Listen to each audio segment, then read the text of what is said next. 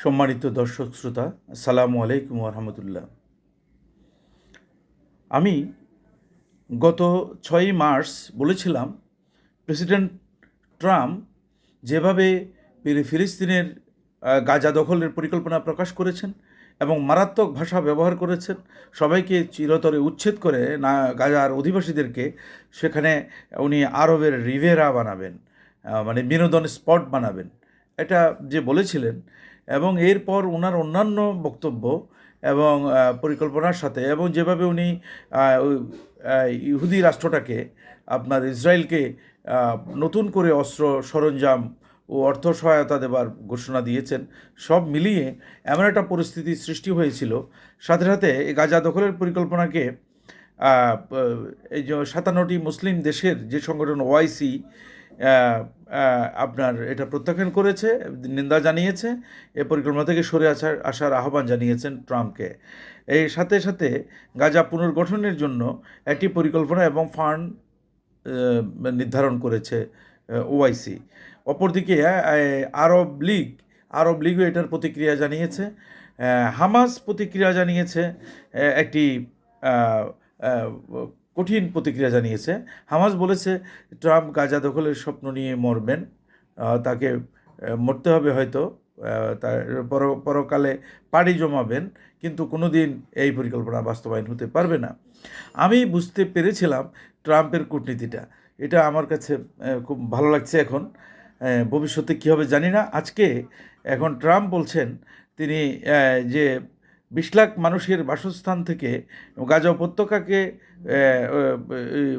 মুক্ত করে এই মানুষদেরকে বিদেশে পাঠিয়ে দিয়ে, অন্যান্য দেশে, মিশর সহ অন্যান্য দেশে পাঠিয়ে দিয়ে তিনি এটাকে রিভেরা বানাবেন আরবের, যে বলেছেন, সেখান থেকে তিনি সরে এসেছেন। তিনি এখন নতুন পরিকল্পনার দিকে যাচ্ছেন এবং বলছেন যে না, গাজাকে দখল করবেন না তিনি, এবং গাজা পুনর্গঠনে তিনি সহযোগিতা করবেন। হামাস এই প্রেসিডেন্ট ট্রাম্পের এই বক্তব্যের পর একটি ভারসাম্যপূর্ণ বিবৃতি দিয়েছেন। হামাস বলেছেন যে যদি প্রেসিডেন্ট ট্রাম্প তার বক্তব্যের প্রতি, তার বর্তমান বক্তব্যের প্রতি যদি তিনি আস্থাশীল থাকেন এবং সঠিক হয়, তাহলে হামাস অভিনন্দন জানায়। এখন যেটা 6 মার্চ আমি বলেছিলাম, যে কথাটি বলেছিলাম, যে আসলে ট্রাম্প যেহেতু অস্থির জায়নবাদী শক্তির বিরুদ্ধে গাজাবাসীর লড়াই, ফিলিস্তিনের লড়াই, সেখানে তিনি কিভাবে শুরুটা করবেন, বিষয়টা এমন একটা পরিবারের মহান অভিভাবক যিনি হন, প্রত্যেকটি পরিবারে এমনটা ঘটে থাকে। তিনি কি করেন, খুব বিচক্ষণতার সাথে তিনি প্রথম অত্যন্ত উত্তেজিত হয়ে উত্তেজিতদের পক্ষে কিছুক্ষণ কথাবার্তা বলে উত্তেজনা প্রশমিত করেন। তারপর এইটা বন্ধ করার পর, স্বাভাবিক হওয়ার পর, তখন তিনি বিচারে বসেন। মানে উত্তেজনার সময় তিনি বিচার শুরু করেন না। মানে যে বড় ভাই ছোটো ভাইকে মারছে, বরং ছোটো ভাইকে কেড়ে নেওয়ার জন্য, ওর হাত থেকে, বড় ভাইয়ের হাত থেকে লাঠি সোটা ইত্যাদি কেড়ে নেওয়ার জন্য তিনি ওই ছোটোটার প্রতি দোষ দিয়ে বড়টার পক্ষ অবলম্বনের একটা অভিনয় করেন, এবং করে শেষ পর্যন্ত পরিস্থিতি ঠান্ডা করে তারপর তিনি বিচারটা করেন। ঠিকই, বিচারটা কিন্তু উৎপীড়কের বিরুদ্ধে হয়।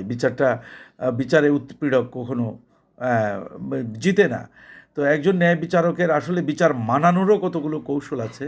এবং প্রেসিডেন্ট ট্রাম্পের কূটনীতিকে আমি সেদিন মার্চের 6 তারিখ বলেছিলাম যে সেখানে এই নতুন কূটনৈতিক অভিযাত্রার পথে বিশ্ব শান্তি প্রতিষ্ঠায় ট্রাম্প, আমার মনে হচ্ছিল নতুন একটি কূটনৈতিক অভিযাত্রায় তিনি বিশ্ব শান্তি প্রতিষ্ঠার পথে হাঁটছেন, এবং এটা ওনার একটা মিশন, এটা তার ভীষণ। এবং তিনি আসলেই সত্যিই, আমি বুঝেছিলাম ট্রাম্প সকল পক্ষকে নেড়েচেড়ে দেখছেন এবং শেষ পর্যন্ত তিনি শান্তির পক্ষে থাকবেন। ট্রাম্প বিচক্ষণ বিশ্বনেতা। আমরা ট্রাম্পের সুস্বাস্থ্য এবং সফলতা কামনা করি। আল্লাহ হাফেজ, ফি আমানিল্লাহ।